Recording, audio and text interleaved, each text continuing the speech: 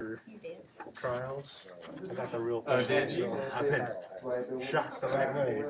I've heard that they're, I'm a first responder. I've heard that some of my colleagues got the vaccine and said that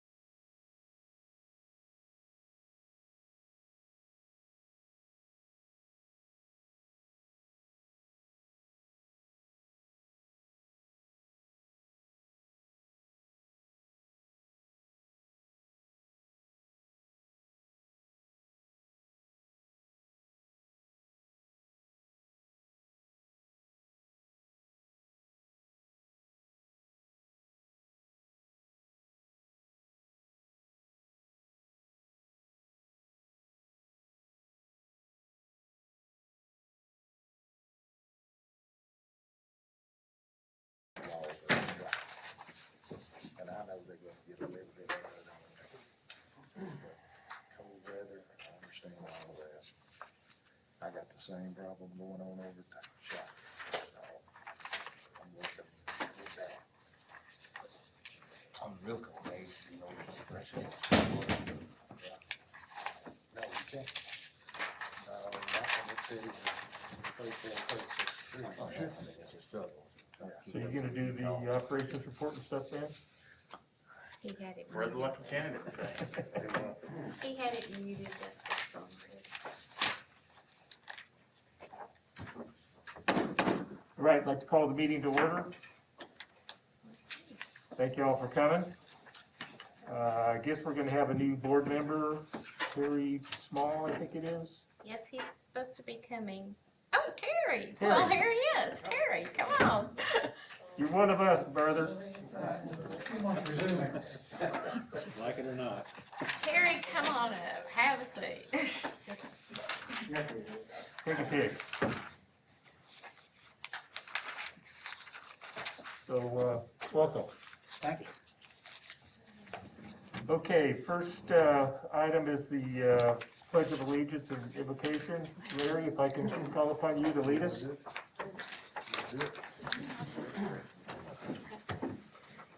All right, attention, pledge, salute and pledge.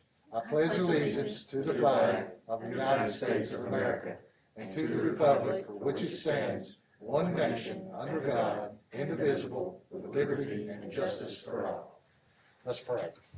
Dear God and Heavenly Father, it's again we come to you, God, thanking you for the many blessings, God. We thank you for the blessing of life.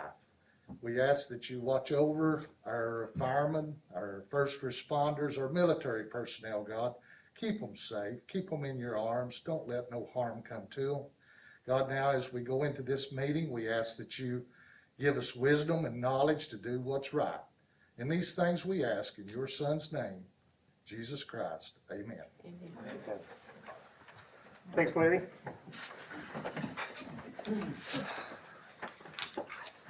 Next item up would be the approval of the minutes.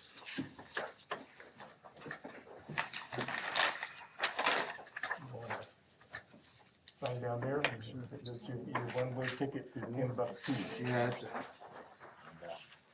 Thank you. Why wouldn't you first one? The packet should have a copy of the minutes in there.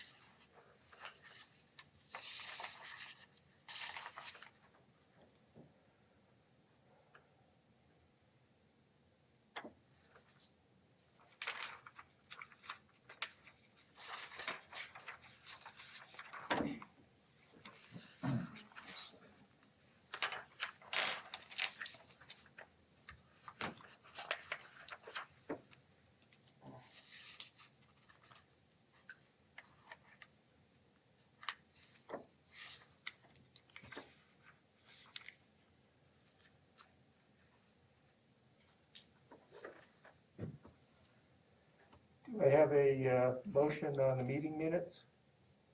I make a motion. Kelly, do I have a second? Second. Art? Time for discussion. I think your name's missing on the list, Kelly.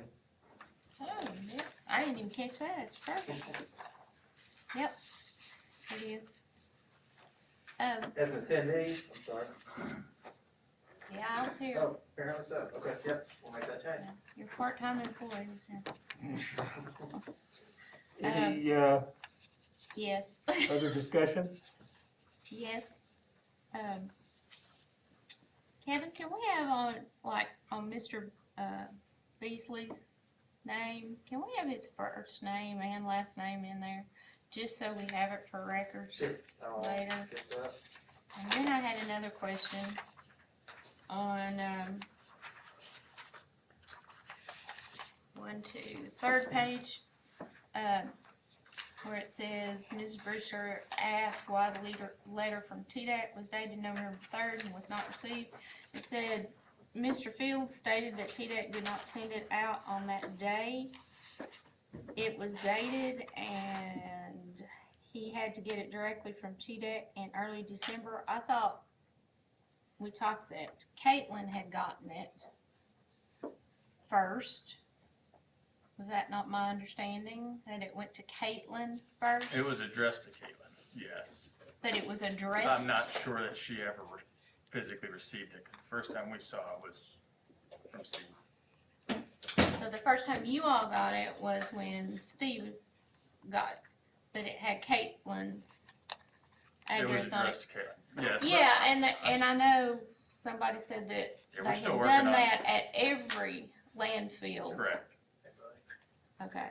I thought it was my understanding that Caitlin received it also first. Not to my knowledge. Do you remember that? That's correct. That's what she said, wasn't it? That she received it first. Can we go back and check that? Well, we can, because we have it on camera, Yeah, on we can check video. that. I'll Yeah. go back and hear it. Yep. Okay. Oh, I can hear it. I just want to make sure. Alright, that's all I had. Any other discussion? Kevin, you've got the changes noted as far as? Okay, I'll get this taken care of, and then we'll double check on the issue with Caitlin and the letter. Yes, I'll do that too. all right, and so all in favor of approving the amended minutes indicate by saying aye. Opposed? Amended minutes are accepted. All right, next item up is the items of public concern. Here I am. Are we surprised? I don't think I need to introduce myself. Because, Come up to the podium if you want to, Matt. okay.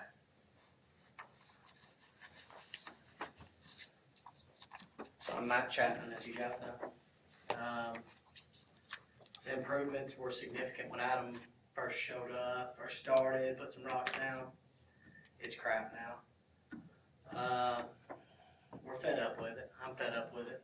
I think, like I told somebody the other day, since you guys are gonna dump your crap on our road, I'm just gonna start bringing my crap down there and dump it on yours. So, I mean, it kinda gets to that point where, how ridiculous do we have to get? I mean, it got better, but now, I mean, it's like Saturday.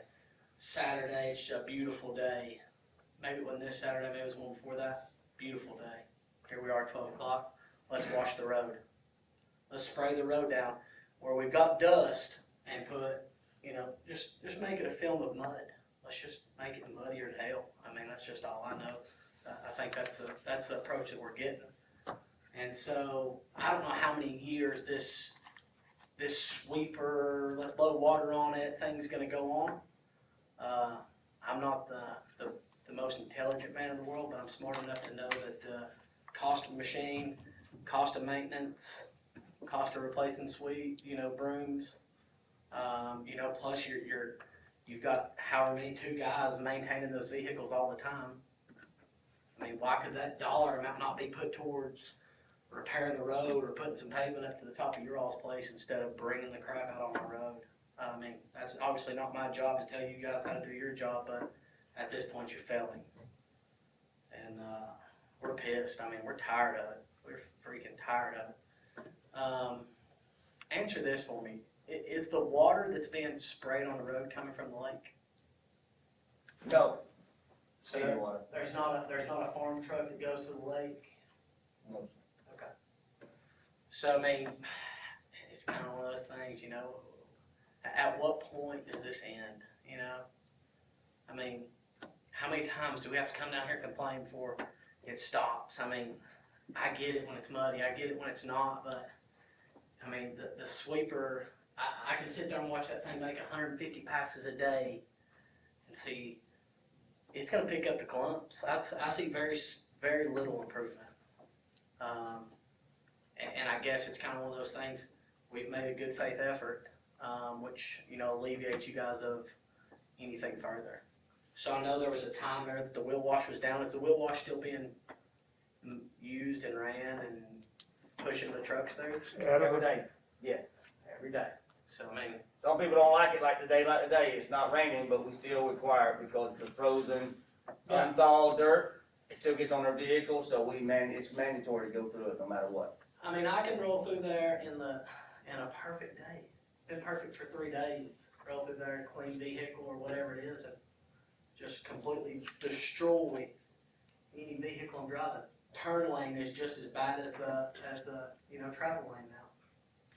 I mean, it's just it's almost at this point it's comical because Well, it's not, because because you guys aren't doing anything to stop it. I pay taxes here. At what point does my tax dollars and my business and the investments that I have in this county matter? At what point? The road's slicker than hell down there. Slick. Is that what it's gonna take? Somebody rolling up the guardrail before we decide that it matters? What do you get when you put mud and water on the road? I mean, it's a given. It's been packed in the road, and then you have water on it. You know what comes next. You know, at what point does the committee care enough about the public to enforce to keep the crap on their side? I wanted to call Adam, but my fuse doesn't allow me to. I can fuss as much as I want at him. I don't know that it's going to change anything. At what point do you guys care enough to stop what's going on? We do care. We do care. We do care. Matt. I've been fighting this battle for 5 years. It exceeded 5 years. I drive through it every day. Every day.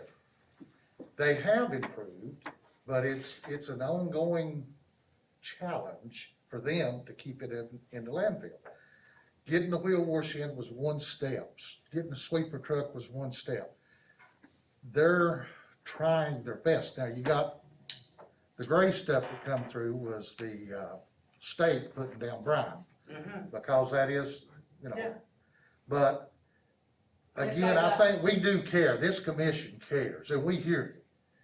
I have several videos. I take them every time I roll through it on a dry day, and the mud just plasters all over the vehicle. I mean, What drive would it. be your, what would be your suggestion to I them, mean, Matt? here, I mean, you're gonna waste your money on sweepers and all the rest of it. I mean, I don't wanna get my vehicle cleaned multiple times a week because of an inconvenience or, an incompetence on keeping the mud off the road that we pay county taxes on. And, city taxes on. So what would be your suggestion to My fix that? suggestion is to pave it from the bottom to the top, which is what's been told the whole time. I mean, that since before Adam ever even showed up, and do away with it that way. Do you think paving it to the top of the hill by the wheel wash going on the top hill, do you honestly think that would stop it? I do, Larry, I really do. I believe that if they paved it from the point where you access the road to the point that you make it to past the wheel wash or to the wheel wash, there's plenty of degress, plenty of room between start and stop to get the mud off the wheels. If you wanna wash your road, then wash your road. If you wanna spray it at the end of the day, spray your road. But as of now, you're ruining our vehicles, ruining them. Summer's almost here. When summer gets here, I'm gonna be a hot son of a gun. Because I've got nice stuff. I work hard for what I've got, and, you know, I get it. Everybody's gotta have somewhere to take their trash, but at the same time, you know, the dollar amount for the wheel wash, and the dollar amount for the sweeper, and the dollar amount that you're paying two guys back and forth, you know, or two individuals back and forth. You know, it's not for lack of effort, it's for lack of approach. And that's just all it comes down to.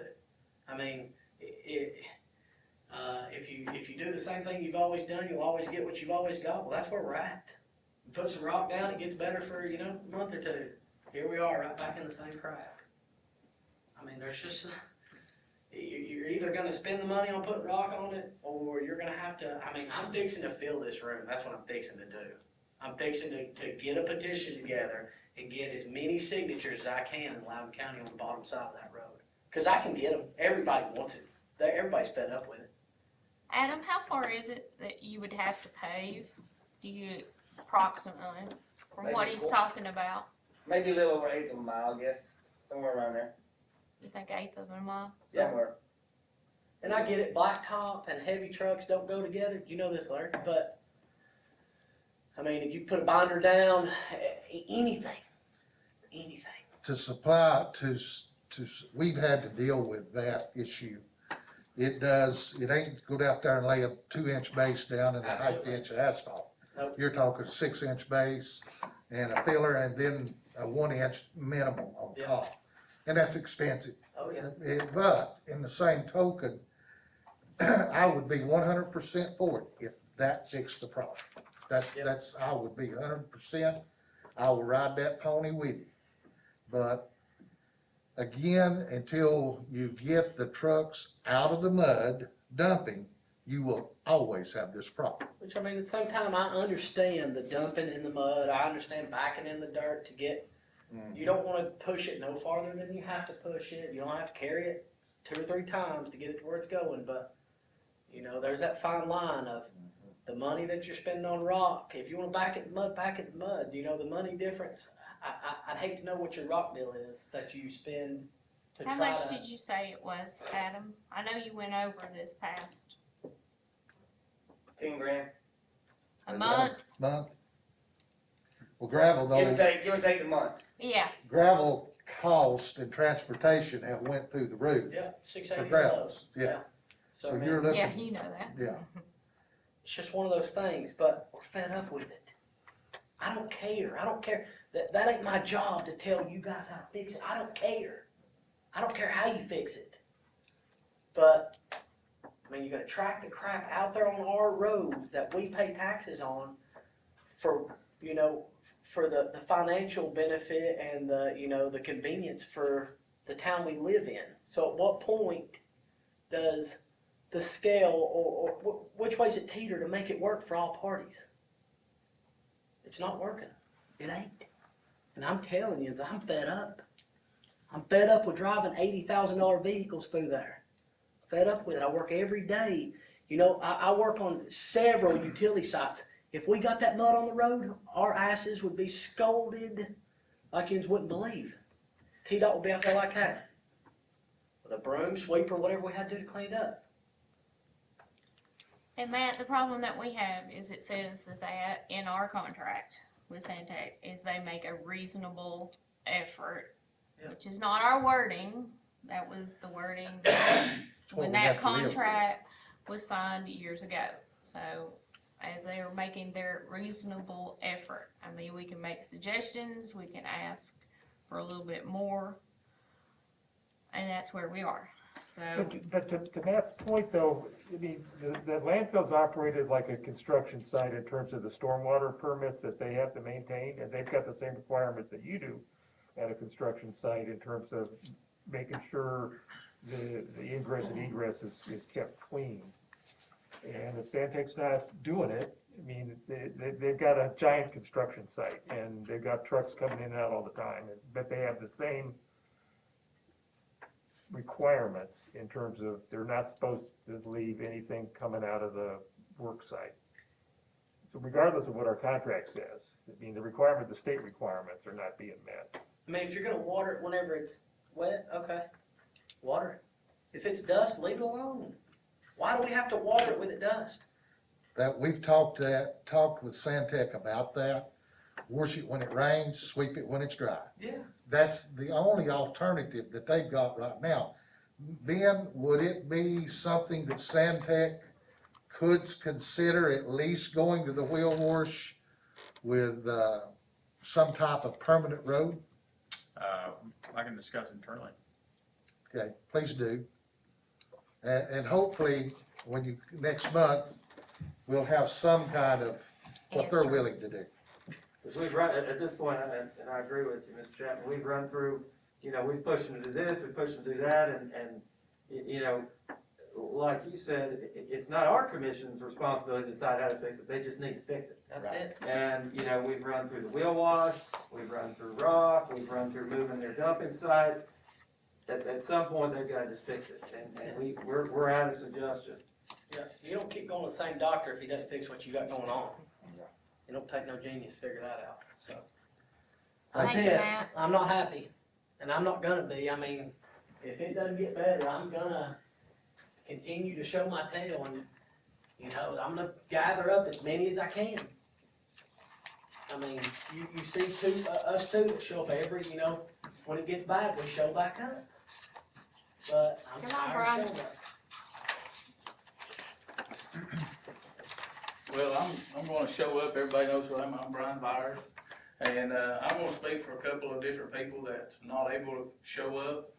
Brian Raby works at, over here at, It's at Kimberly Clark. Kimberly Clark. He's complained, he's asked me to speak on his behalf, and he would love to see a resolution to get done on the road.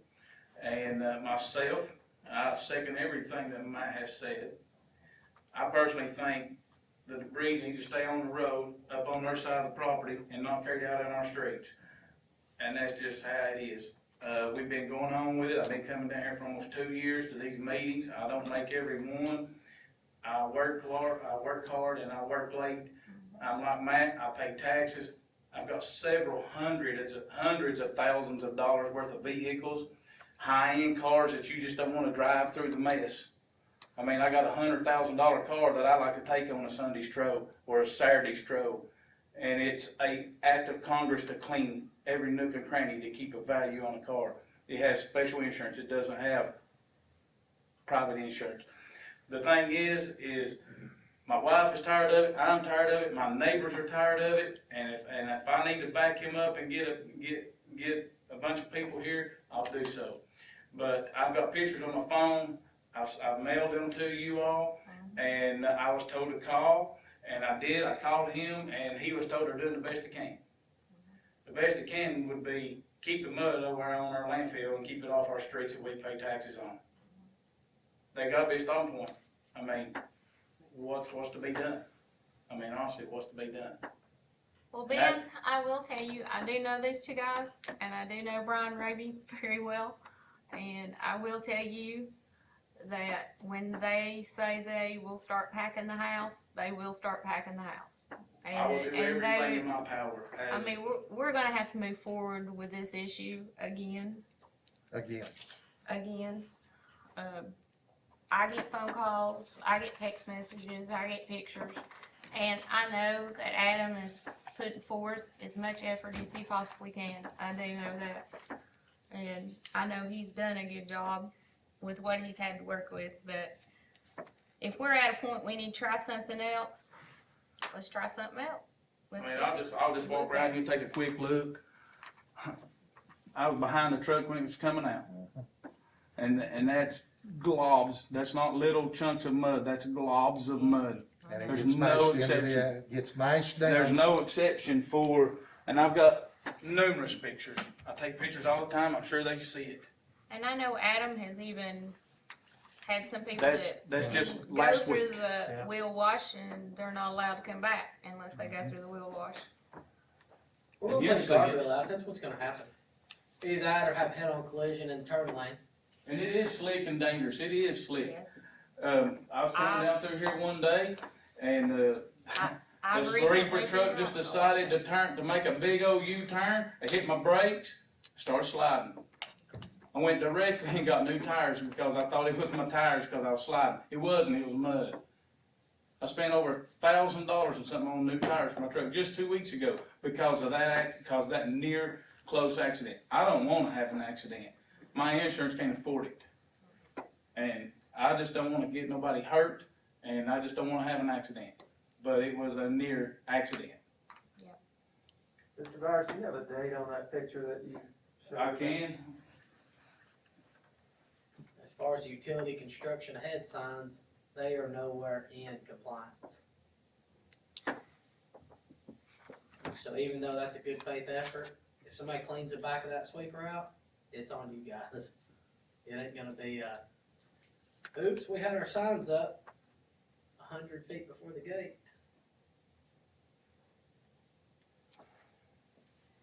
So Adam, a couple of things you need to take back to your management as far as trying to address this issue is, assuming we end up having a major mod conversation, the one thing that, if you guys are not in compliance with the TDEC rules, January 20th. you're gonna get hammered from the public's perspective. And I guarantee you that the biggest complaint that we routinely get is mud on the road, and that is completely in your guys' control. I can You handle gotta- mud, Somehow I you can just handle gotta, mud you if just it's gotta wet. figure out how to do it. And whatever you do, it has to be effective. They've taken measures, the wheel wash has helped. The guy there with the pressure washer at the wheel wash probably helps. The street sweeper helps. Maybe you need a different street sweeper. You know, I I realize that don't street know the sweeper's not answer. cheap. It's not at all, no. So But for if me, you can keep it up at the working phase and somehow create a mechanism where it gets left on the property before it hits the street, I think that's your best option, but you guys get to figure it out. I think from a corporate standpoint, you have to do something. the dollar amount for that street sweeper versus the dollar amount to pay it, you're in two different ballparks. We took the quickest, easiest, retain our, essentially what it comes down to is return on investment. You guys purchased a sweeper and thoughts of, when this project's over, we'll be able to sell it and recoup some sort of investment where you're gonna lose whatever the X amount is to pave the road from there to top to bottom. So at some point, if you figure this on 5 years, you figure 2 employees, $14, $15 an hour, whatever their wage is, plus the rest of the money you spend on it, you can do the math on it, doesn't take long to, figure out the dollar amount that you're paying as well as workers' comp and all And the you rest got of the it. community mad, upset over that, at the end of the day, because we're not the only two, I promise. I mean, for me, if it's dry, don't put the water on the road. I mean, do we have to? That particular day, it's already had the droppings out there on the road, it's already stuck. So, I mean, we washed it that day just for that reason. I get it was sunny, but it was on Saturday. And that's the reason we washed it, because it already had the droppings out there from whenever before. Yeah. You get mad, you're upset over the water, and then you get people calling over the droppings. So you get, it's. Somehow That y'all- seems like I know- the I know- best, seems like the best circumstances. And I go back to that, if it's sunny and dry, don't wash the road. I know what I do. That satisfies you guys, correct? We carry a flat point shovel from one end of the job to the other and tossing mud clods off the road if that's what we have to do. What satisfies me is leave the mud over on our property and quit bringing it on our roads, because until that gets done, we're gonna be here over and over and over. Leave the mud on the property, do whatever you gotta do is maintain that mud on that property and quit bringing it on our streets. And that's what's gonna make me happy. One of I the know- reasons that I got on this commission was exactly this problem. That's what I got on it for, to be a voice for the community down there. And I have been preaching it 5, 6 years, however long. But again, I go back to Santec, keep the trucks out of the mud and you don't have to talk about this and still go through your wheel wash. That's my opinion. If you ain't got it in the mud, you ain't gonna get mud on it. But I've witnessed in the past few weeks, on good pretty days, trucks coming out with dry mud around the side of the tar. I've seen them. I'll just tell you, you ain't gonna like me, I've got a 6x8 sign made up, sick of the landfill, sick of the mud, with the meeting times and dates that I can change for this thing, and I'm gonna start putting them up. We're skimming by and 2 of us showing up, I mean, ain't nobody taking us serious, and it's okay, that's why I said I'll just roll up, I've got Well, dump we are trucks. taking you We are serious. taking- We'll just roll in there and dump the stuff on your all's road. You can clean it up the front gate, I don't care. I mean, it's a double standard at this point. And so, for me, if it takes every spot in this thing, then, I mean, that's what I'm gonna do. I've got a sign made, ready to go right now. I got a question, it says the contract says reasonable, they're to do reasonable offer or whatever. you know, Reasonable effort. Reasonable effort. How long is reasonable effort? You're preaching to the choir. This Is is it an 5 attorney years? question. We have gone through this, we declared them to be in default last year. Yep. Sent a formal notice of default under the contract last year. In response to that, they installed a wheel wash at a cost of $200,000 or $300,000. We had thought that had improved the situation, and based on reports it had for a number of months, and it appears that the situation has gotten Deteriorating worse. back down. So, my question is in the amendment, because that's still not made it through, has it? No, So is the amendment reworded to Yes. protect us instead of, absolutely. That was How- part how of is the the negotiation. We're not in negotiations on contracts anymore right now. We There- have ceased negotiations. This was an addendum to our present day contract with wording in there to help get this under control. But it's gonna deteriorate. It's deteriorating. You wouldn't be here. And far as, filling up the room, I welcome it. I welcome it. I welcome that support. I welcome your support on this problem. And I think every commissioner here does. But here again, Santec has got the responsibility and they hear you and it needs to stay in the landfill. That hasn't changed from day one. what's our options for going somewhere other than here? Going for what? To a Santec meeting or speaking with, Our next option is to put another Default in. default on. so at what point are we gonna consider that a? Well, Matt, I'll tell you what, let's do this. I'll make you a deal right here. Let's give Ben a chance, talk to them about paving the road and what they say, and see what they say and come back and give us an answer. And then if we don't have a suitable answer as to what they are going to do at this point, then we'll talk about a default. Commission needs to act on it. at Then that point. I'll take action and ask for a vote on a default. Is that, The way I figured is, we gave the other guy 2 months, we'll give Adam 2 months, figure out a solution. and it's not just I Adam, mean, that's just where I'm at, I'll give you 2, I mean, it's not just Adam, it's not Adams to, He's gotta have the corporate support. exactly. yeah, it's got to have corporate behind them. He's also gotta be standing on top of them, pulling their ears, so he's the one taking the heat, so is Ben. I know At it. some point, you get tired of taking the heat. Yeah. Can't get here on time, Mr. Gator.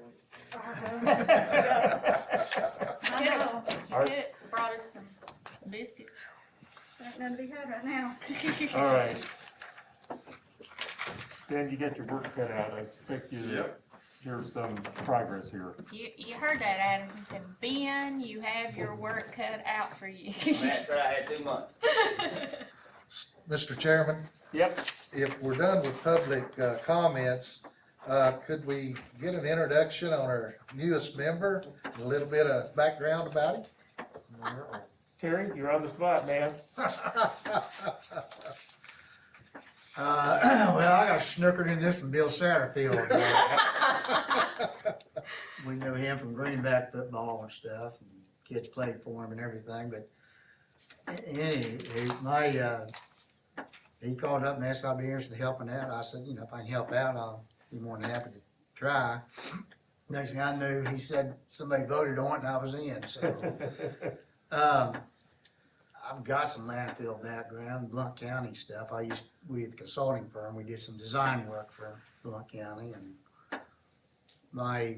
basically I've been it's expired now, but I was a PE for 30 years or whatever. Bill remembered me being a mine inspector, so I was a mine inspector, but being as old as I am, you have a variety of jobs in your background. Yep. And I did the nuke work for TVA and military engineering and all this other stuff, but, and then I was an environmental engineer for a while too, so.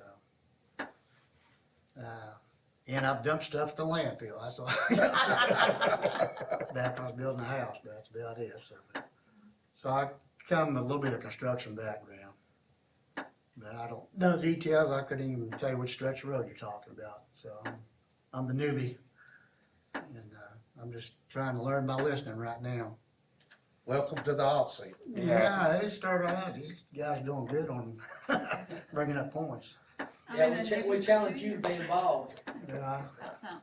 find the roads and find the ins and outs of it, because without your support, then we have nothing. Give her a shot. Well, say welcome to you again. Thank you. All right, on to back to the agenda, cash activity report. You want to run through that, Jim? Yep, sure. Cash activity report, the adjusted 2020 combined ending balance is $4,345,887.44. The Poplar Springs sub-fund balance for December 2020 was $57,256.33. The total combined operating at Poplar Springs balance was $4,371,534.47. The one note that Tracy Blair put on the bottom of this is that they didn't have the final trustees numbers, so they could be subject to, this is her best guess, and could be subject to change. So if you want to go ahead with the operations? Yep. Next is the landfill tonnage volume. Our 30-day average is 294.68 tons. Our 22.5-day average is 392.91 tons. Next is the customer activity report. So I'll look over that.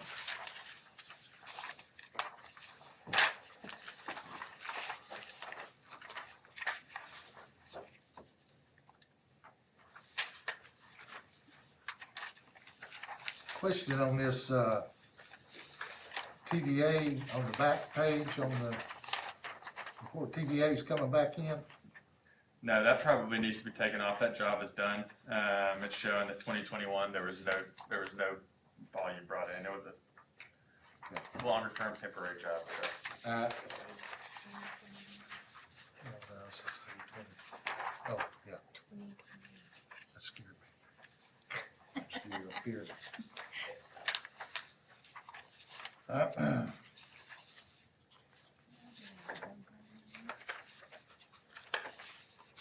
Ben, you want to talk a little bit about your personnel changes, just at a high level? Yeah, so clearly I'm a new face up here doing the operations report.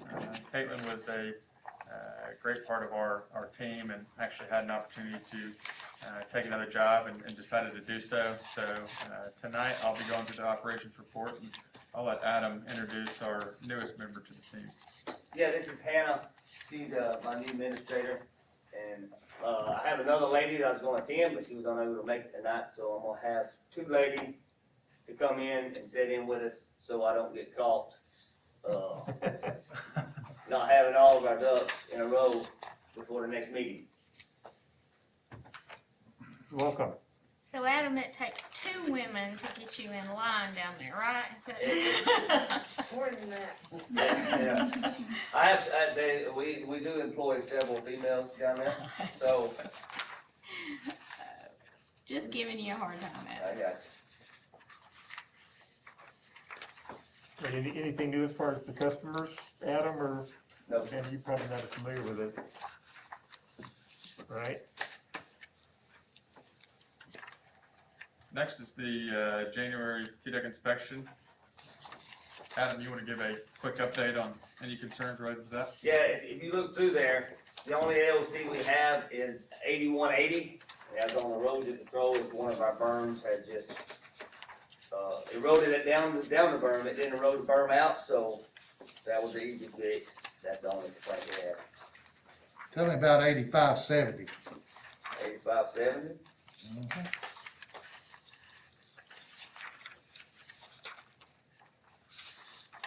I don't have an AOC for that. Says, yeah, but the comments are, operations does not correspond with engineering plans. Those are just generic comments. Generic? They're pre-populated at this Below that it inspection. says the comment. Okay. Yeah,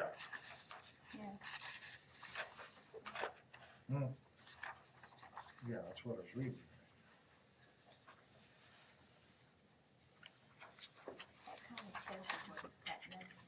So wait a minute. Adam, is it one inspector that hits you guys up all the time, or you got? It's the same, I have the same one for, they usually run 1 year, then they'll switch out to another one. And every year, so it's the same one. Who is? It's, Lou, Dr. Lou.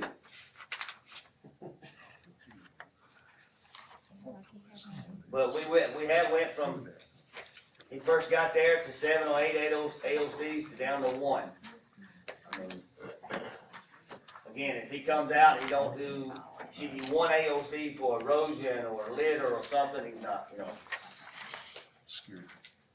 No, here it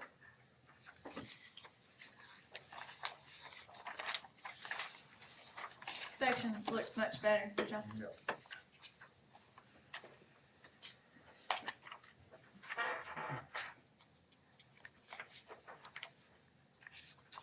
All right, Next is the materials classification report. We had 7,073 tons of MSW, 1,318 tons of special waste, 449 tons of sludge. Our total material was 8,870 tons. We had 80% MSW, 20% special waste, 5% sludge.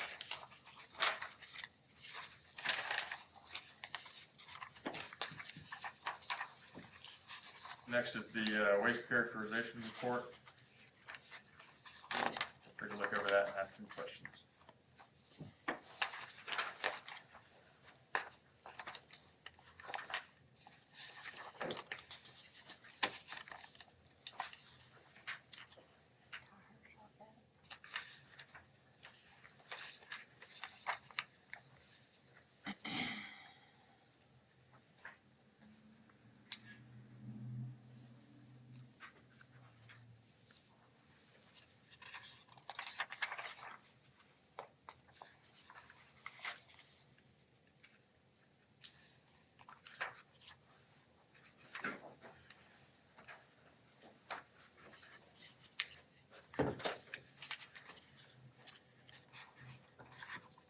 Then a question about the tires on this one. January's listed as 30, that's 30 tons or 30? Yes, sir, that's 30 tons. 30 tons.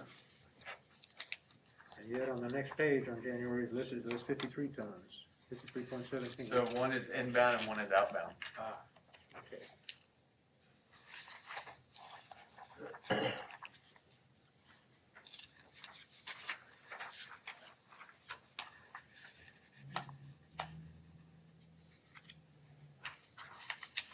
want to do the tires, Ben? Yes, so, sorry. Next is the tire report. In January, we had 53.17 tons, bringing the annual total to 236.51 tons. Adam, everything's going okay as far as picking up the trailers and swapping those out? Yes, sir. We had a little bit of a lag there, last month, but they got over that. They picked them up fairly quick. Right, Next is the facility inspection fee report. You all look over that.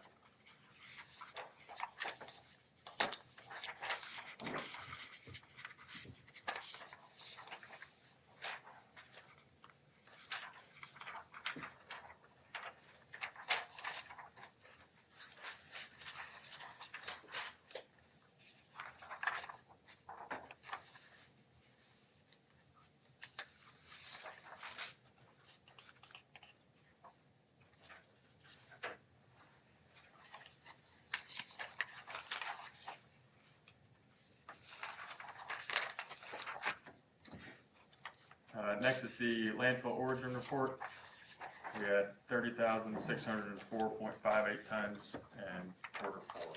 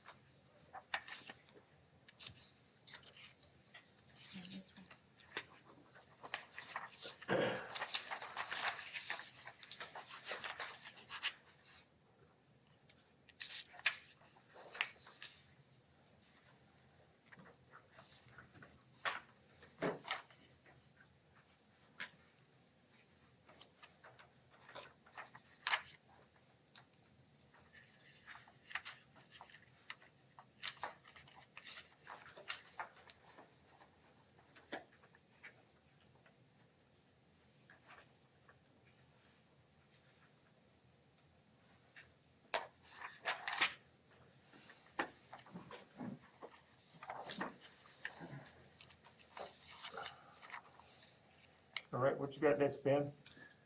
Next is the airspace utilization. Our full date is April 2024, and our 3-month average is 9,658 tons.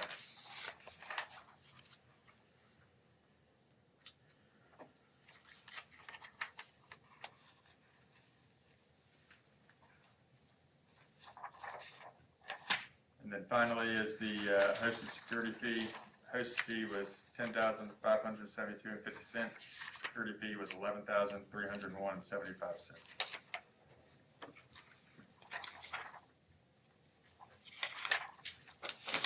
All right.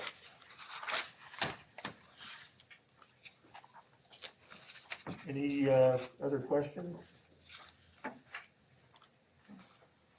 Okay, the next item up would be possible sale of the Purdy House. Don't know if you folks have had a chance to think about that, or Kevin, did you have a chance to review what the county policy would be if we wanted to declare that land surplus? I did preliminarily. This would be, and again, we were approached by Mr. Adam Beasley, who had inquired about possibly purchasing the Purdy home and adjacent barn structure and potentially some of the real property surrounding it. For Terry's benefit, that's property that is on the landfill property, but it's used as a buffer. It's just that we don't use it for the active operations of the landfill. He had come to our meeting a few months ago and inquired about possibly purchasing that. That had been in his family some years before. In terms of, how, to the extent the board wants to even consider selling the property, and we haven't even gone that far yet, but in terms of the process, that's the disposition of surplus property is not something that's expressly provided in either the interlocal agreement or in our bylaws. So we would defer back to essentially the county process for disposition of surplus property. There's generally a process that provides for advertising the property. There has to be certain notification about a potential sale. They have to accept qualified bidders and have to conduct a commercially reasonable sale. So there is a process. If it's something that the board wants to even consider, we have to follow that process. And it wouldn't be something that we would be in a position just to negotiate exclusively with one person. We would have to put the property up for sale to any potential bidder. So that would, obviously be a complicating factor because we want to be very careful in what if any use this property gets going forward. So that's kind of the process, and I don't know, we really haven't discussed it much since Mr. Beasley was here in terms of whether it's something we would even consider. I think we had several points about the property too. I think the property holds a barrier for us against the landfill. So I think it's essential that we kind of keep that property where it is. It's not really costing us a whole lot, but I think it helps to place that barrier between adjacent property Right. and where the landfill actually is. So, it's at my suggestion that I think that we do not sell the property, but that's just my opinion. And we do currently have an operational lease to allow the rescue squad to use the property for training purposes, and I assume they have been doing that. I haven't heard much Yes. about it, but I assume they've been continuing to do that. Yes, there's several holes in the walls and the floors and things. So yes, they have used it as training So facility. it And does they provide. keep it, and they keep it mowed off. I mean, not perfect, They just say but they maintain that area for us, and that's a Father-in-law, cost saving for Bill us. Hart, yes, takes care of the property very, very well. Yeah. You know, We used the to spend- process of getting rid of excess property, and you're exactly right, then you get into a bidding war with buyers, basically. well, that would be handled all through the purchasing department too, And- so we wouldn't have to. The one thing that I want to make known is for future developments in our landfill, that access could become really critical. Right. And I think that, and I'm like Kelly, in my opinion, is to hold on to it. Do we need a motion on this? We could certainly do that. Yes, I think it'd be good.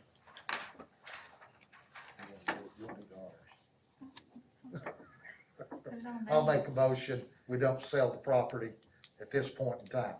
I'll second. I did the honor. You did that. Okay.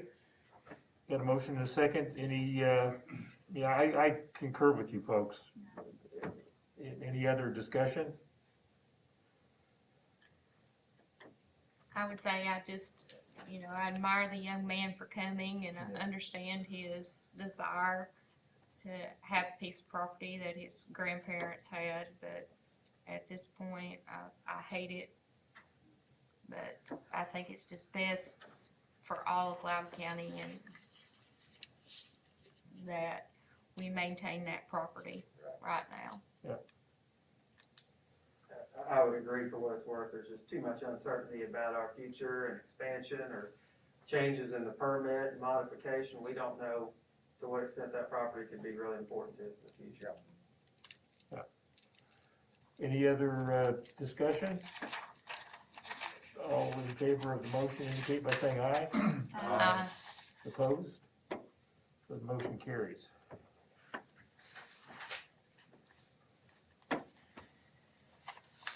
All right. Next item up was the contract modification update. I was kind of expecting Ross to be here to talk about some thoughts that he had. He's not here, obviously. Who? Not wrong. Ross. Ross. Ben, do you want to give us an update on what's going on with the Republic purchase? If there's anything new you can report? I wish I had like a magic ball I could look into and know all the answers, but no, I mean, just to be honest, it's kind of continues where it is, still under DOJ review. We're hopeful it's gonna close. I feel like we're getting closer. But again, there's no definitive date yet on when it may close. Do you have any reason to believe that it wouldn't close, or is it just a matter of time? There's a possibility. I mean, I don't think there's any indicators pointing that it won't close, but, again, I don't think anybody anticipated it would take quite this long, so there is that possibility. Ben, I'm gonna ask this question straight out, because that's been asked of me. Do you think there's any correlation to the permit modification and the sale being held up because of it? I do not. You don't? Okay.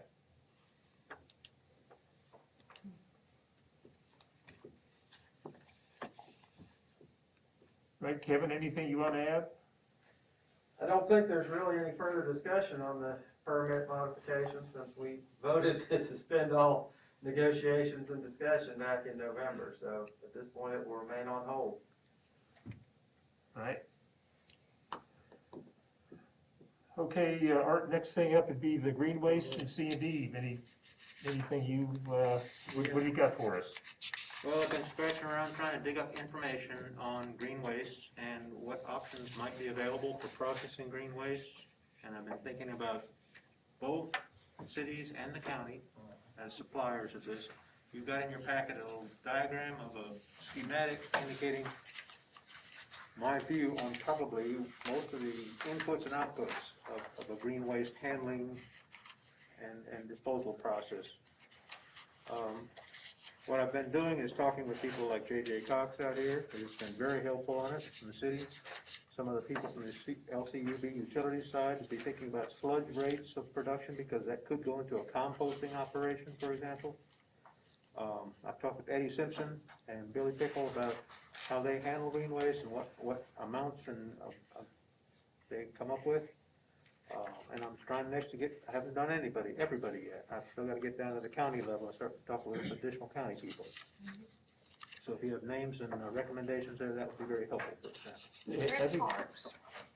I'd say Eddie Simpson would probably be one of the bigger ones. He's just the with road the Chris guy, department. but Parks. there's others that probably need to be You involved. need to talk to Chris Parks. Yeah. Chris Parks, okay. And along with that, so I've kept notes on the communications I've had, and I've got an extensive set of notes.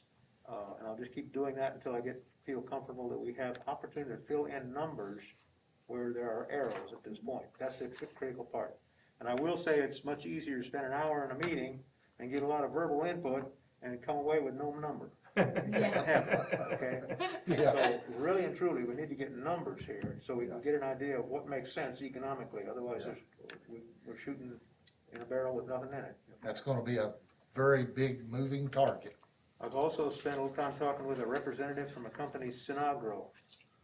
Sinagro is a nationally distributed company. They handle primarily biosolids, but they also handle mulching and composting operations. They can come in and set up turnkey operations, for example, or they will set up and operate themselves in cost share.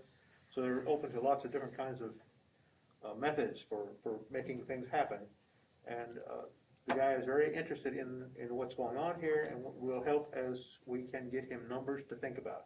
Because his business is also a business, so they've got to have numbers to work with. So that's where we are at this point. Cool. Thank you for the work you've been doing on that. Yeah, so I think one of the, in terms of trying to figure out how to size the thing or realize what you got, certainly input from the different folks, Chris and Eddie and company will be good. I wonder, talking with Kim Rhea, I know Larry, I think you were involved in this when they had the big blowdown in Sweetwater. I mean, there's gonna be events that happen that are just, you got your normal stuff and then you're gonna have these abnormal events that just really put everything out the window. I wonder if you're operating a facility like this, how do you try to scale the thing so you can handle the abnormal events? And I'm not sure how you try to size that That's exactly. exactly the problem, because some of these, like big tub grinders, for example, which it would take to handle a lot of waste at one time, Yeah, is gonna cost you hundreds of thousands of dollars. Right. They're very pricey, and you don't wanna have that thing sitting on your lot unused most of the year.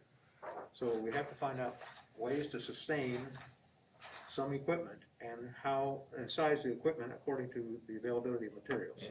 Or can you stockpile the material and have somebody come in and grind it on a, once a quarter or some frequency like that? Is that an option? That's also a very realistic option. But again, you have to know how much, approximately when, and how big how piles are gonna get. Yeah. TDEC probably would not like to see 100 piles at 50 feet high out there near a landfill. That wouldn't be wise either. So there's gotta be a trade-off here between getting it processed and getting it out where it can be used. Kim Rhea might be able to give you some insight about some of the counties that periodically grind stuff and what that looks like for them. See, I think a lot of municipalities, they have, like the city, they have the trucks that go around, they got the mulchers that actually mulches it up, blows it in, and they go dump it. The one little pile out on, I don't know if anybody's went toward, Madisonville, out by Corinth Church, or going toward Corinth Church out there on the right. That guy has been, getting people dumping in there that's mostly just chips. Now, there is some, 18-inch logs in there, but the most of it is, just wood chips. So I don't know if the municipalities, Loudon, Lenore City, and even Eddy, they have the method to chip up the stuff and bring it to a location chipped. Yeah. Of course, again, that all goes back to cost, Exactly. so. I will comment that in Eddie's communication to me with Billy Pickle there, his budget, he says, has been flat for 10 years. So like what? His budget has been flat for 10 years. Oh, yeah. So as costs of things go up, that leaves you in a bigger hole for, you got no flexibility in terms of what you can do, really.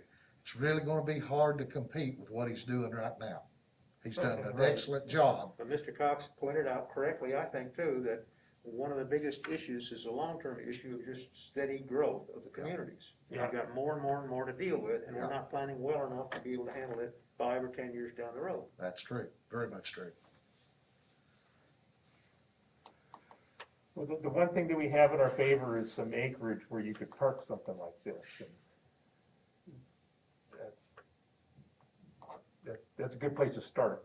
I went through the motions of costing out, in theory, a good size, medium size, I should say, tub grinder. Yeah, And said, okay, for so many dollars, and a business can run those things, and they'll charge like, $200 an hour right. to run it. And they can make money at doing that at $200 an hour. Now from that, you can guess that 2 manpower is gonna be involved, and how long would it take to run that thing, how many days a month? Yeah. And what's the cost gonna be, and it looks like probably within 8 to 10 years, you could have a payback on that kind of instrument.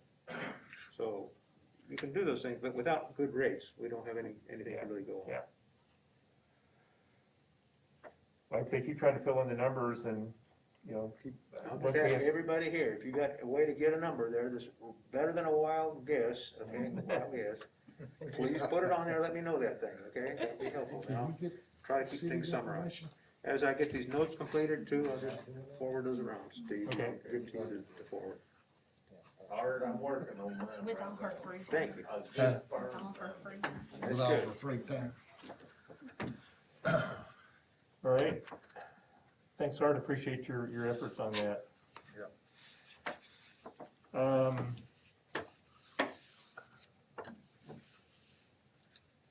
Ben, let me ask you a question as far as what Santa can contribute. I guess, can you come up with some kind of not a plan necessarily, but maybe an outline of a plan? If we were to foist this on you guys, what would you do?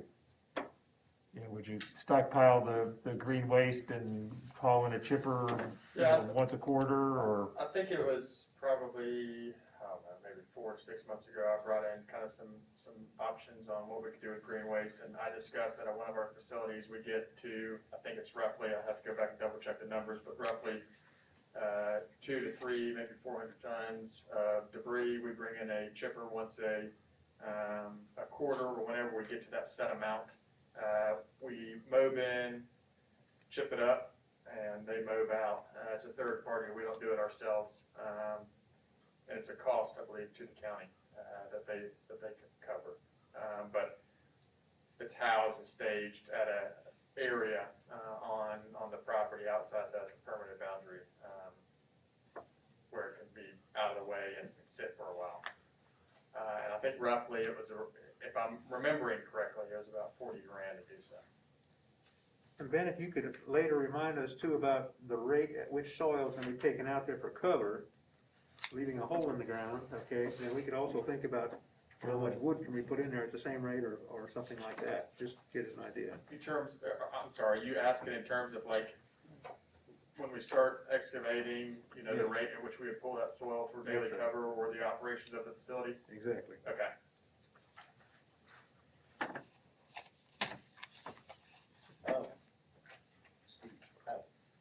Anyway, I use a lot of my chips, I I use them in my leaves that I pick up around town. But the chips though, I'll tell you what they do for me. I put them down like a mat to back the trucks in on. Cause that mud, it gets probably 10, 12 inches deep in there. I mean, it's a waste pit's what it is. But what it does for me, it keeps the mud, me tracking it back out into town from where I dump it. Well, Does it work? Oh, yeah. And then what I do with it, I have to do this. I've got a permitted site through the state to mulch, compost, mulch. yeah, Okay, what I do with this stuff, after that I dump in it probably for 3 or 4 days, I'll take a dozer, push all that up onto the leaf pile, mix it all in with the leaves, you know, it's just all pushed up, lay it out, pack it in, and then I push fresh mulch in there. I dump right beside of it, and that's how I get rid of all my chips and leaves. And then you work it up a couple of times a year, you're done with it. would you happen to know or could get us a cost of what Little City is doing with their leaves and mulch house-wise? What you're doing with it? Well, I'm piling it up and letting it rot, and then what I do with it, I take it out of there, once it's rotted down, Yeah, I use it around town, like sidewalks, you know, where that I put in a new walk, I'll bed this stuff in, so great stuff. Use it in the city park. Yeah. I mean, there's a lot of uses for it. It grows really good grass, and obviously it grows a pretty good garden. I've got a few people that'll come and get it. Yeah. And we'll load it for them, so you know. you got your costs way down then. I've got mine way down. That's a good Yeah. example right there, folks. Hey Steve, just to clarify, went back and looked at my notes, it's roughly an acre to 2 that we have to the side where we house this stuff, and it's about 500 tons before we bring in a tub grinder. It takes them about 3 to 5 days and is, I think, roughly $20,000. So I was a little over on my estimate, but that's what it is. And we do it, it looks like every 6-ish months. Okay. Well, something to consider. All right, Kevin, what do you got for us for the attorney's report? Yeah, I wanted to kind of go back to our discussion from last meeting, relative to the phase closure plan requirement. By way of background, TDEC had submitted a letter to us, dated November 3rd, but not sure we didn't receive it till December of this year. And in that letter, it noted some of the new regulations that had become effective for January 1, 2020. And the new regulations required submission of a new closure and post-closure plan. It specifically talked about a phase closure plan, and that's a new requirement that discusses phase closure during the operational life of the landfill. And it asked for all operators to submit by December 31st, 2020, a timetable for preparation of the plan, and then it required the actual plan be submitted by June 30th of 2021. This is obviously an area of significant concern relative to phase closure, not the least of which is the fact that we have cells that have remained dormant for quite some time that have not been closed and we think are appropriate to be closed. So, based on direction of the board at the last meeting, I prepared a demand letter to Santec outlining a few specific requirements relative to the plan.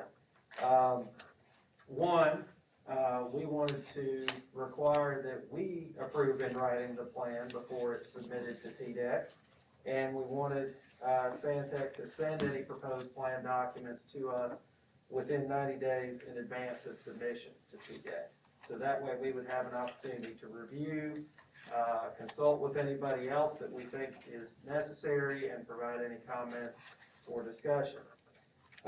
With regard to the plan itself, we included some other requirements. That we want a phase closure plan to include definitive deadlines for closure of specific cells. That is, we not only want them to show the sequence of cells that are going to be closed, but we want dates for when those particular cells are going to be closed during phase closure. And we want specifically a deadline for closure of what we call the dormant cells, those cells that have not received waste in many years, but yet remain unclosed. Further in that letter, we stated that we believe that Santec's failure to close some of these dormant cells is violative of TDEC regulations and also constitutes a material breach of the contract that we currently operate under. So that was our demand, and I'll leave you all copies of it just so you have for your records. And I will note that just today, I received a response this afternoon from Santec's attorney. Frankly, it says very little and doesn't respond to what we had asked specifically. And you can read it for yourself. It's half a page, so it's not in great detail. But the long and short of it is they did say they'll submit a closure plan. And they did say that they'll provide it to us for review and comment in advance of approval. It didn't state that we would approve it in writing, and they didn't state when they would provide it to us for review and comment. And in the second to last paragraph, they deny that they are in violation of any solid waste laws or TDEC regulations, or that they have failed to comply with their requirements under our contract. So you can read it for yourselves, and I'll hand out a copy to everybody.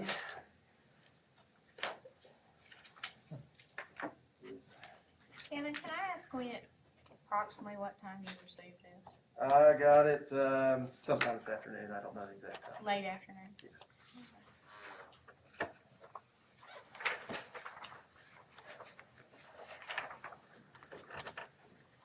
So the letter really doesn't address our specific concerns other than tell us they'll keep us in the loop with regard to their submissions to TDEC, but it doesn't outline exactly what they're going to do relative to the plan or our written approval of the plan, or specifically what they're going to include in the plan relative to requiring phase closure with a definitive timeline.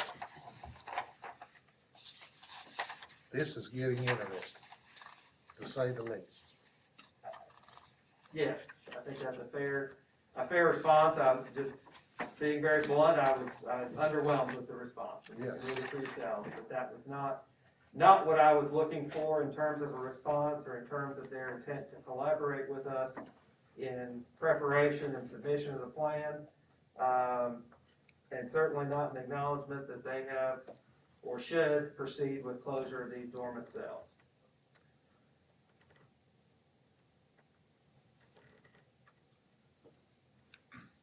Who's on the hook for the fines and penalties from TDEC? Well, thus far, there haven't been any fines or penalties.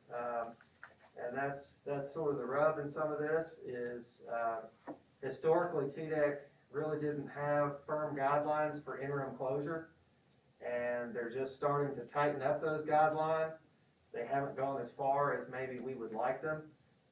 For example, there are some other states, surrounding states, that basically say if you haven't put waste in a cell for 180 days or a year, that you have to close it. Unfortunately, Tennessee hasn't gone to that extent in its regulations. So it's a matter of interpreting our contract and what some of the requirements are, in order to make in order for us to take the position that they failed to meet those obligations. But it's not as black and white in terms of what the phase closure plan requirements are. And those requirements are evolving. TDEC's heading in the right direction.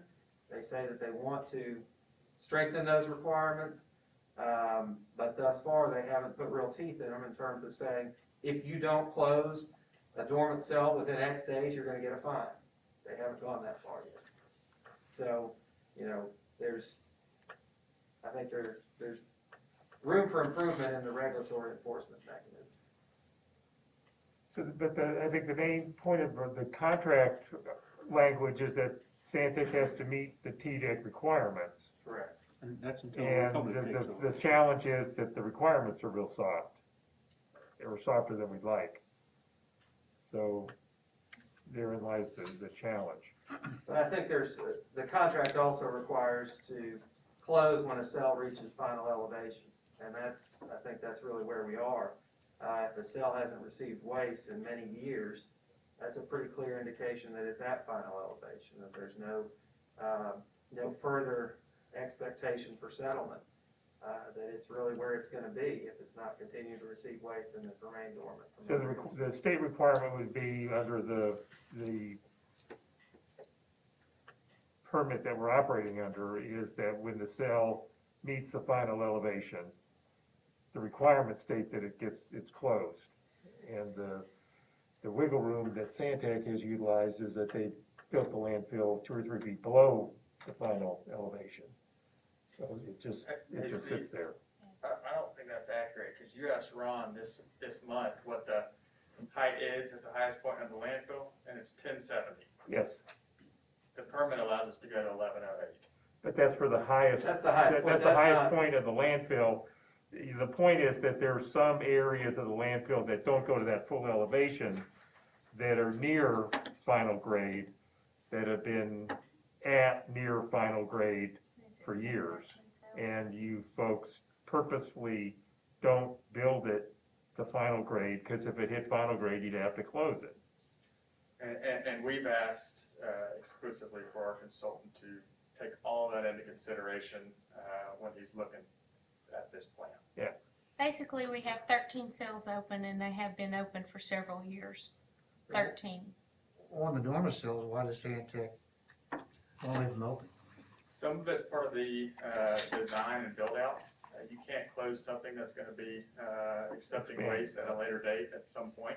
You can't, if it's gonna go and accept waste and be a part of the construction and design, then you can't close it. This contract mod that we were talking about that had specific language in it where there were certain portions of the landfill that would be closed based on expanding into a new part of the landfill. And there's certainly, you want to be mindful of the phasing of your build out and be able to close stuff that's not going to be affected by whatever you're going to be building into. So there's a challenge to getting it right. And I'll see if I can send you a copy of the contract mod, because it has a number of figures that show the build out and what the build out schedule would be and what the closure schedule would be. And the general concept we've been negotiating is essentially, you can't open a new cell until you close the one behind it. Now, there's obviously some time, 180 days or 300 days between that, but that was the concept we had been negotiating, but obviously that process has stalled for now. However, the concerns remain regarding closure and what they're doing about it.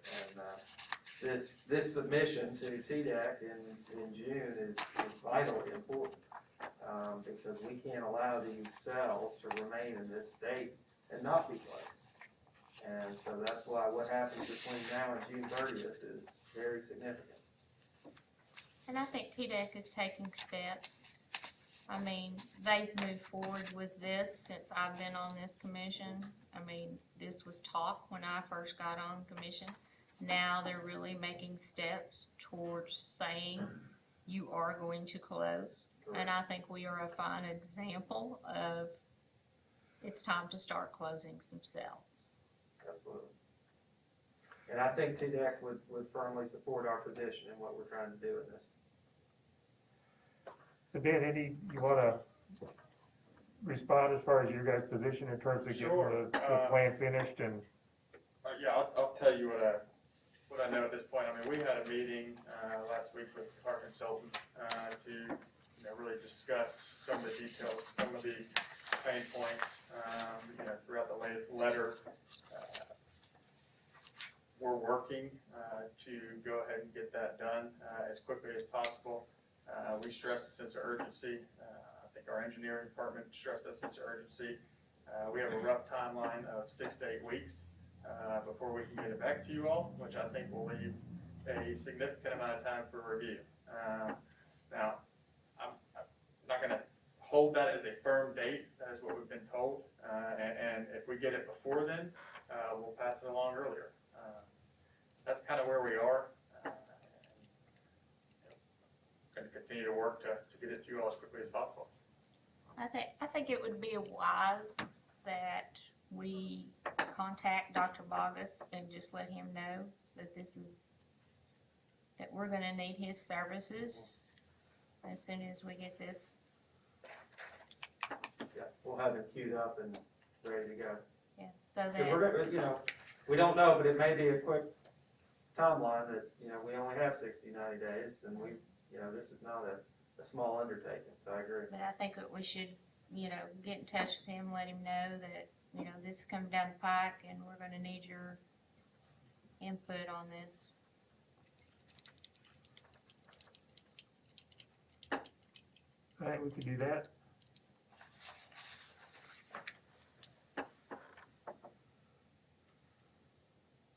I'm saddened by the tone of this letter. I would Sure. have thought the relationship with Sandtech and this commission warranted a better response. I would agree.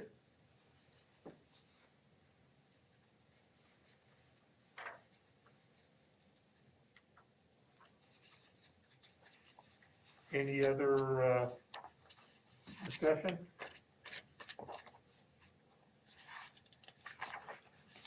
I think right now we have to see what we're gonna get, hopefully in 6 to 8 weeks, and we're gonna evaluate it and take it very seriously, and we'll respond accordingly. Yeah. Couple other minor issues. I did just receive a copy of Santec's certificate of liability insurance, so I'll be looking at that to make sure it meets all the contract requirements and that all the appropriate insurance and liability limits are in place. And we will be having officer elections next meeting, so that's something everybody will need to think about preparation for. I think that's all I had on my agenda for this evening.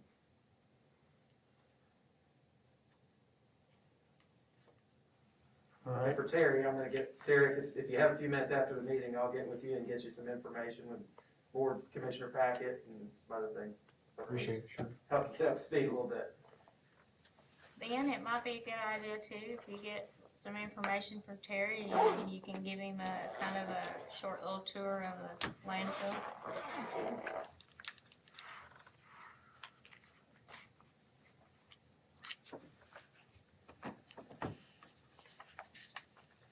right. As far as stuff I've got,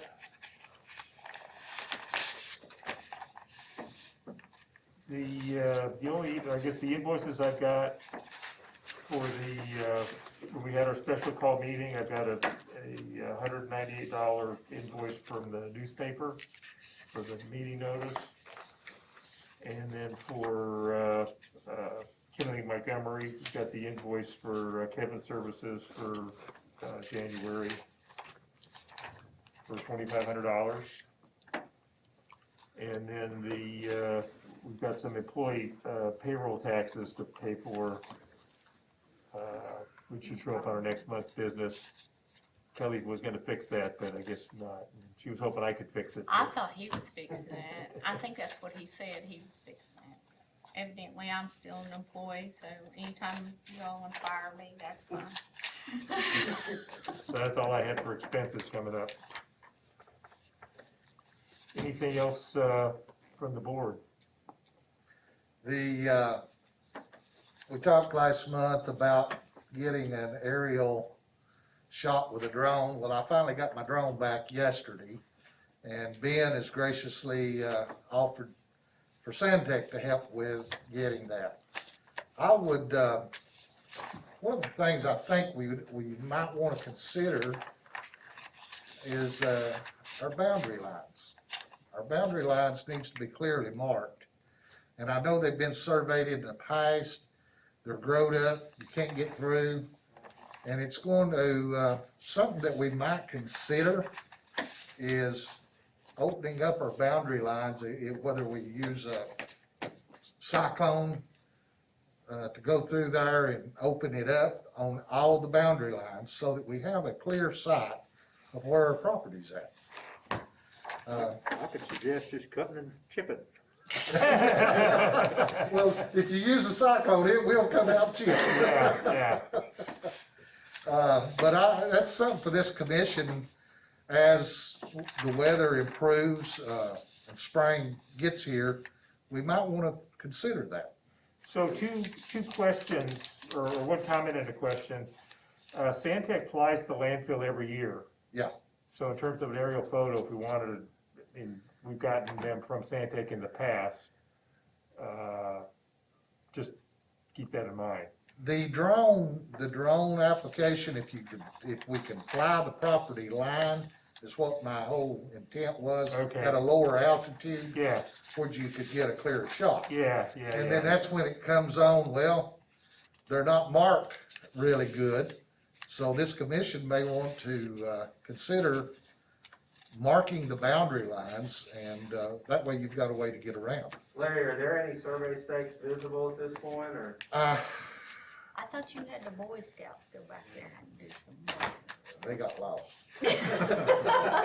Maybe put up a fence around a chunk of the property. There's some fence lines that, I say the deer hunters cut that. well, there's still the post and the wire above my house Yeah. going right up through the woods.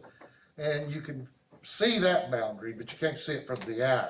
Yeah, The one you get on top of the hill, which direction does it go? Because the old fence lines are tore down. All right, Adam? And then as you come back down and get over toward the Purdy property, you run into some more fence lines. yeah, So my whole thing is being able to get around that property. Two things, reasons to know where our property line's at. The other is security purposes. If our boundaries are cleared where a vehicle can go around, it makes it a lot easier for Sandtech to help patrol. Is that a fair statement, Adam? That is. so It might I be- would think that would probably involve having the property boundary resurveyed and marked.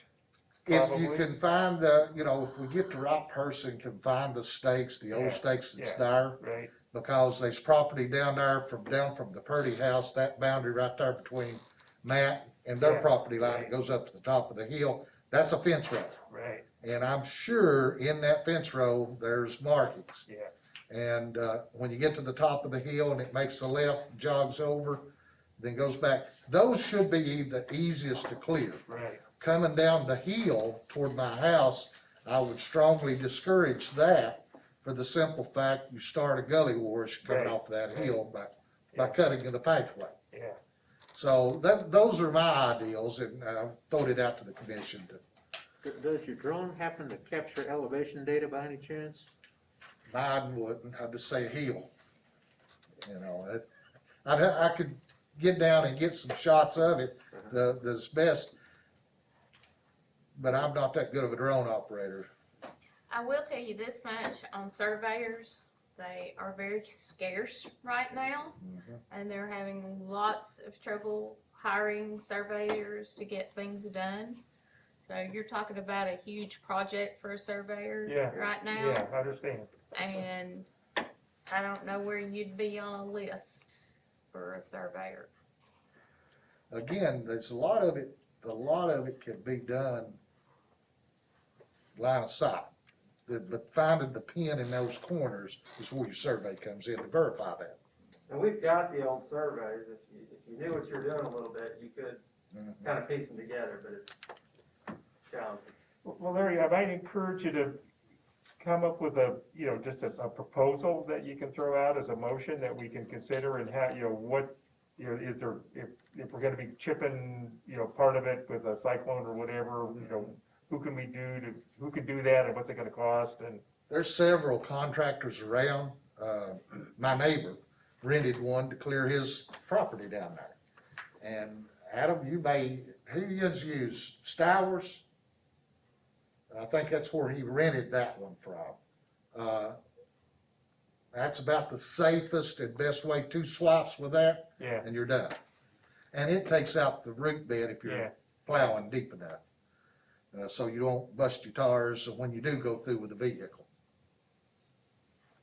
But there's some contractors around that we can inquire if you would like for me to get a rough estimate. Yeah. Cost. I would encourage you to, work up some kind of a proposal with some estimates and who can do it and, just what exactly are you trying to do and what's it gonna cost? Adam, would this be a project that Sandtech would be interested in? It would. It would? Get us a price. That's easy. Wouldn't that be feasible too, for if there was any kind of fire situation? We could get around the property much easier. Yeah, we already experienced that one time. Yeah. Yeah, that just made me think about that too. That's what I was thinking. If we have to have it surveyed too, we might can possibly call UT and see, cause I know to be a surveyor now, you have to qualify as an engineer first, so they might have, it's new regulations on the degree for a surveyor, so I could technically hire some kids trying to learn. Yeah, possible for a project like this.